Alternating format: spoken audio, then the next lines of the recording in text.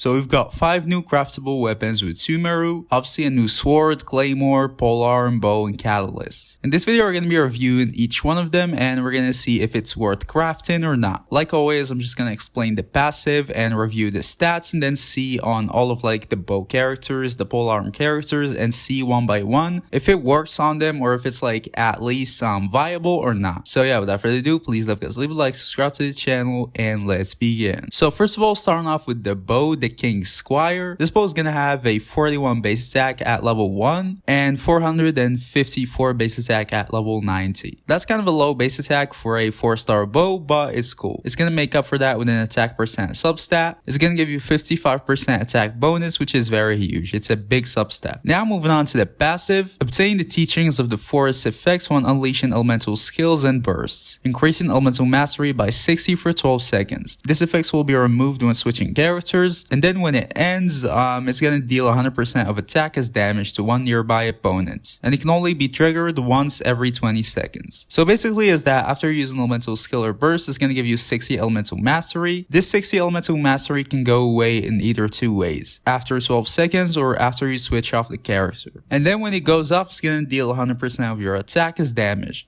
So yeah, that's about it really. It has 8 seconds of downtime. It lasts for 12 seconds and can only be triggered once every 20 seconds. So yeah, I think the passive is pretty clear. At refinement 5, it's going to give you 140 elemental mastery and it's going to deal 180 of your attack as damage. So yeah, it gets much better with refinements. So as a conclusion, what this weapon gives you as a whole is some attack bonus and elemental mastery. That's it. And an extra hit of attack, which is kind of whatever. Now moving on to the bow characters, we're going to see on each one of them if it works or not. As you guys can see, there are a lot of characters and there are also 4 other weapons, so we're gonna have to skim through them quickly. I'm just gonna tell you if it's good on the character or not and a quick reason why. Also, I haven't done any calculations or anything for like every single character. This is just like first impressions. Do I think it's gonna work or not? Because if I compared it to like every single weapon for every single character, it's gonna be long for me. So yeah, that's not happening, just first impressions. I'm gonna tell you if it works or not and a quick reason why. So starting off with Amber. So Amber can use this weapon. She's gonna benefit from elemental mastery. So you know, if you want to melt her elemental burst, you just switch off to your skill and then burst and leave. And she's gonna have a lot of extra elemental mastery, which is gonna help her damage. So yeah, with Amber, I would say it works. Venti, it works too. He's gonna benefit a lot from elemental mastery because he's gonna be dealing swirl damage. Swirl damage is gonna scale off of your elemental mastery, so this bow is gonna be pretty good. Also, his elemental burst snapshots, so you don't have to stay on the field. You can do your skill, do your burst, and then leave the field, and you're still gonna have the buff for the full duration of your elemental burst. So yeah, it's gonna be cool on Venti. Again, when I say it's gonna be cool, I don't know if it's better than other like free-to-play weapons and stuff like that, but I'm saying it's gonna be a viable weapon. Now for Fischl, I'm not really sure about this one because we all know that Oz is gonna snapshot, so like the stats we're gonna have when casting Oz are gonna stay for the whole duration, even if you lose the buffs. But the thing is, this weapon's gonna give you the buff when using your elemental skill, so I'm not sure if you get the buff then Oz snapshots, or like Oz is gonna be snapshotting without the buff then you get the buff after. I'm not sure about that, so it really depends. If it gets the buff, then it's gonna be pretty cool on Fischl. You know, elemental mastery, she can use that on like overloaded teams or maybe the new like Dendro Electro teams, but if she doesn't, it's not gonna be a good weapon. Again, I don't know, tell me in the comments if you know. If I ever find out the answer, I'm gonna leave it on the pinned comments. Next up, we have Child. Yeah, it's gonna work on him too. You know, you just want to do your elemental skill and then you're gonna have elemental mastery, and Child can benefit from that because he's usually run on like reactions teams. Again, I'm not sure if it's gonna be like one of his best weapons, but I'm saying he can take advantage out of the buffs. So yeah, it's probably gonna work on Child too.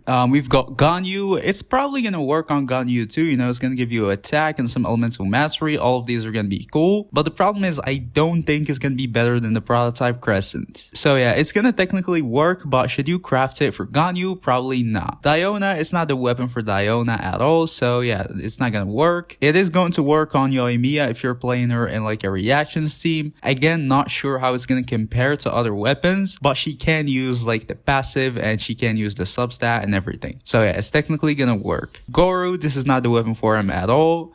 Sara is gonna have a low base attack, so it's probably not recommended. Yellen, probably not. She doesn't really need that much elemental mastery, and she doesn't really scale that well with attack, so yeah, this is not the weapon for Yellen. Aloy, it can work. You can benefit from elemental mastery and attack, so that's cool. Kale, it really depends on if her her elemental burst is gonna snapshot or not. If it doesn't snapshot, then this weapon is not gonna work. If it does, then it's gonna be a good weapon. And finally, we've got Tainari. I think it's gonna work too on him. You know, he can use the attack, he can use the elemental mastery. But again, is it gonna be better than like other craftable weapons or other free-to-play weapons and stuff like that? Is it worth crafting on him? I don't know. I haven't done any calculations and stuff like that, but like right off the bat, I think probably not. The prototype Crescent will probably be better. Not sure, just saying, but it's probably like that. It's gonna work on him, but is it the best? I don't know. Now moving on to the craftable catalyst, the Fruit of Fulfillment. So this weapon is going to have an average base attack for a 4-star catalyst, 42 at level 1 and then 510 at level 90. It's going to have energy recharge as a substat, which is very good, and it's also a huge substat. At level 90 you're going to have 45 energy recharge, or 46. Now moving on to the most important thing, the passive. Basically it's that every time you trigger a elemental reaction, you're going to gain 24 elemental mastery, and you're going to lose 5% attack. You can only do that every 0.3 seconds, and you can gain a maximum of 5 stacks. And then you're gonna lose your stacks one by one after each 6 seconds if you didn't trigger any reactions. I would say it's pretty easy to maintain the passive. You know, you're always gonna be triggering reactions, so it's not hard. They didn't specify which kind of reactions or anything like that, so hopefully no character should really like struggle with this. So this weapon in general is gonna be giving you elemental mastery, and it's gonna be taking attack from you. When you refine it, you're gonna gain more elemental mastery, but you're not gonna lose more attack. So this weapon, guys, is gonna be designed for like characters who deal low damage and rely on reactions to deal damage, reactions that don't scale with attack. It's probably not gonna work on like characters who have like a high personal damage, because you're gonna be losing attack, which is very bad. So it's probably gonna be best on characters who mainly focus on doing damage with reactions. Reactions that come to mind are the new Electro reactions, the Spread and Aggravate, and the Swirl reactions. These are the reactions that are not going to scale with attack, but only scale with elemental mastery. So yeah, let's look at the characters and see which characters can use this weapon. So first of all, we've got Lisa. Yes, she can probably use this weapon. She's going to be triggering the Aggravate reaction when played with another Dendro, and it's going to scale with elemental mastery, and it's not going to care about your attack. So yeah, this weapon is going to be pretty good on Lisa. Barbara, this is not really the type of weapons to play on Barbara, so yeah, no. Nigwag, no. Klee, probably not. Mona, probably not. Sucrose, it can work on her. It's going to give you extra elemental mastery and energy recharge, which is pretty good. So it's going to buff your swirl damage, and it's going to buff your support. So yeah, it's going to be pretty decent on Sucrose. Yanfei, probably not. Kokomi, probably not. Yaimiko, yes, it can work. It's going to be giving you energy recharge for that high cost burst, and then elemental mastery for the aggravate reaction. And finally, Heizu is going to work on him too. It's going to buff your elemental mastery, and you're probably going to be dealing swirl damage with Heizu, so you're not really going to care about losing attack. So yeah, I think that's about it. I mean, again, it can work on like Klee, Mona, or Yanfei, but I don't think the attack loss is worth it. It's probably going to be outclassed by a lot of other weapons, so yeah, I'm not sure if it's worth crafting for them. Now moving on to the polearm, it's called the Moonpiercer. So this polearm is going to give you 564 base attack at level 90, and it's going to give you elemental mastery as a bonus. Now moving on to the passive, after triggering, burning, quicken, aggravate, and basically all of the Dendro reactions, a leaf of revival will be created around the character for a maximum of 10 seconds. When picked up, the leaf will grant the character 16% attack for 12 seconds. You can only generate one leaf this way every 20 seconds, and it can be triggered when the character is not on the field. So basically, every time you trigger a reaction, you're gonna pick up like a thing from the floor. It's like Sean Ling's pepper thing. You can pick it up and then it's gonna give you attack. I think you can probably pick it up with another character too, if I'm not mistaken. But yeah, basically the passive is gonna give you attack. That's it. With refinements, it's gonna give you 32% attack, which is pretty good. So that weapon is gonna be giving you a decent base attack, elemental mastery, and attack. Seems like a decent weapon generally. It can work on a lot of characters. Now we're gonna see the list of characters, and we'll see. First of all, starting off with Sean Ling, she can definitely use this weapon. I mean, no crit and stuff like that, so I'm not sure how it's gonna compare to other weapons. But yeah, elemental mastery is gonna be very good on Sean Ling, and then attack is obviously also pretty good. Of course, you're gonna have a player with a Dendro character to take advantage out of this passive. Xiao is not gonna work on him. He's not gonna be able to trigger any of the reactions because he's a Nemo, and he also doesn't really need that much elemental mastery. Zhongli, same thing, it's not gonna work on him. Rosaria, same thing, she's not gonna be able to take advantage out of the passive. She can take advantage out of the base attack and elemental mastery, but generally I don't think it's gonna be a good weapon on Rosaria, especially when you take in account like the kitten spear and stuff like that. It's probably not the best fit for Rosaria. Hu Tao, this weapon can work. Again, will it outperform other weapons? I'm not sure, but it can work. Doma, probably not. You probably want to build him with like HP and stuff like that. I guess he can take advantage out of the elemental mastery, but generally I don't think it's gonna be one of his weapons. Raiden Shogun, I don't think it's gonna outperform like any of her weapons like the catch and stuff like that. It can work on her, you know, elemental mastery and attack, and she can also trigger the reactions, but probably should avoid using on her. Shinha, probably not. She's cryo and that's not really the type of weapons for her. Same thing with Yunjin, she's Geo, so she cannot trigger the reactions. So yeah, that's it for the Polearm.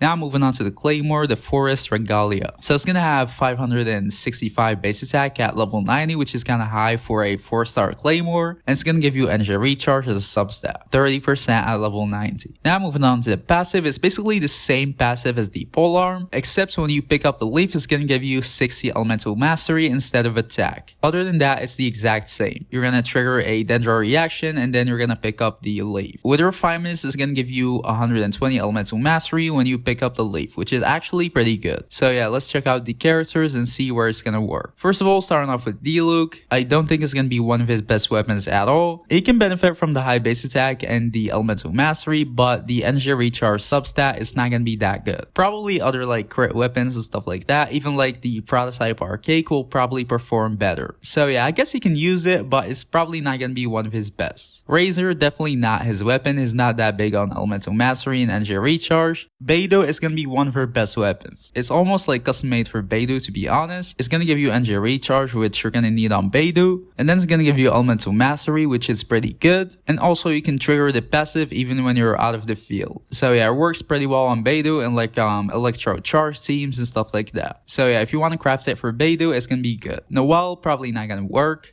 She cannot trigger the reactions. Chongyun, same thing. It's not gonna take advantage out of the passive, but I guess energy recharge and the high base attack can be usable. Not sure how it's going to compare to other weapons, but I think Chongyun can use it, technically. We've got Xinyan. I guess if you're playing her as a sub DPS, you can use this weapon for energy recharge and the high base attack. She's Pyro, so she can trigger the reactions and get the elemental mastery. I'm not sure how much she's going to benefit from EM, but this weapon is going to be usable on her too. Yeah, I think you can use it. Melee only for the energy recharge. Yola, it's not going to work on her. That's not her weapon. Sayu, it cannot work because he's in Nemo, so he cannot trigger the reactions. Ito, not going to work. Same thing because it's Geo. And then Dori, it's going to work on her. Yeah, I think it's probably going to be pretty decent on Dori.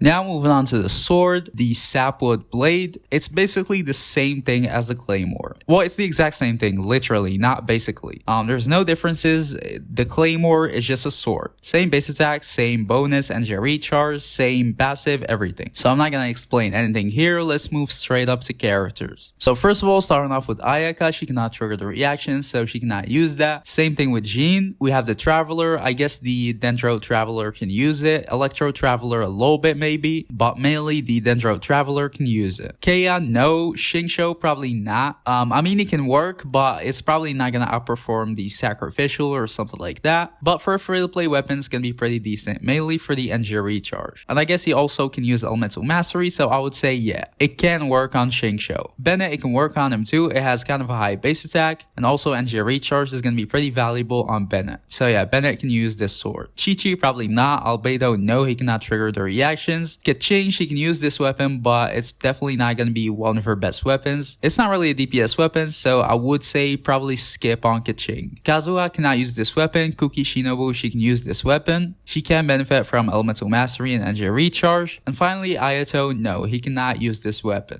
So yeah, I think we're done, guys. I reviewed all of the 5 weapons. I mean, a lot of them were basically the same. As I said, I didn't do any like calculations or comparisons because like I'm not gonna do calculations for every single character for like all of the different weapons. I'm just giving like my first thoughts on if the weapon's gonna work on the character or not. So yeah, if you enjoyed the video, please don't forget to leave a like, subscribe to the channel, and see y'all in the next video. Peace.